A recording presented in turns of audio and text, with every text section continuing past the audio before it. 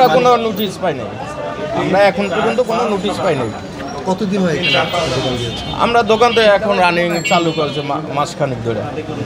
সে রাজুকে যে ছাড় আছে, ছাড় বলতে আছে নিচে গ্রাউন্ড ফ্লোরে নাকি পার্কিংয়ের ব্যবস্থা, কিন্তু পার্কিংয়ের ব্যবস্থা এখানে কোনো জায়গায় নাই, পুরান ঢাকা বলতেই নাই। সমস্যা হলে আমাকে আগে জানা যাবে যে এটা এই সমস্যা, তাইলে আমরা সেটা এটা সলভ করবো। তো হয়ে যায় তখন আমাদের এটা পার্কিংয়ের ব্যবস্থা হয়ে যাবে, কোনো সমস্যা নাই।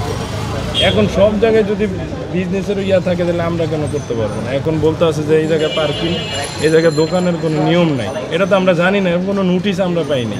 ঠিক আছে, পাইলে আমরা ব্যবস্থা নিতাম। সাথে তো আমার কোনো গণ্ডগোল নেই, আমাদের সাথে আপনাদের কোনো অভিযোগ নেই। তবে আমি আপাতত আমরা আর্থিক কাজ করে যাব। কী করে যাবেন?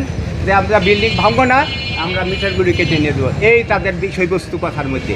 এবং তাদের আনিত লোকজন সে আমাদের মিটারগুলো বাণিজ্যিক ভবনের যারা আমরা কর্মচারীরা কাজ করেন তাদের কাজে কত বিঘ্ন হচ্ছে তোমরা দেখো। আপনি যেহেতু ম্যানেজার, আপনি তো জানেন এটা কি বাণিজ্যিক ভবন না? হ্যাঁ, এখন চলছে। এবং এমত অবস্থায় হঠাৎ করে আজকে দেখলাম যে বিষয়ে রাজুক অফিস থেকে বলতেছে যে ম্যাজিস্ট্রেট আছে, ম্যাজিস্ট্রেটের নাম আমি জিজ্ঞেস করতে গেলাম, তার নাম হলো লিটন সরকার, কিন্তু তার মেয়ে মোবাইল নাম্বার থাকলাম উনি দিলেন না।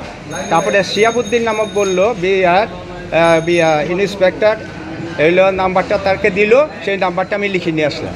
এখন মুন্না বললেন আপনি যা চেয়ারম্যানের সাথে যোগাযোগ করেন, মুন্না আমাকে এইটুকু বললেন। এখন আপনাদের অন্যায় করে থাকতে পারবেন, এটা নিয়ম। মানে কী হয়েছে না হয়েছে এটা আমরা তো জানি না, হয়ে এখন কানের সামনে না যাই কি আর এটা করছে বিল্ডিংটা, ওদের সহযোগিতা ছাড়া কি বিল্ডিংটা করছে? আজকে লাইন কেটে দেবো, মুখ কেটে দেবো, আবার যাও, এটা কোনো কথা?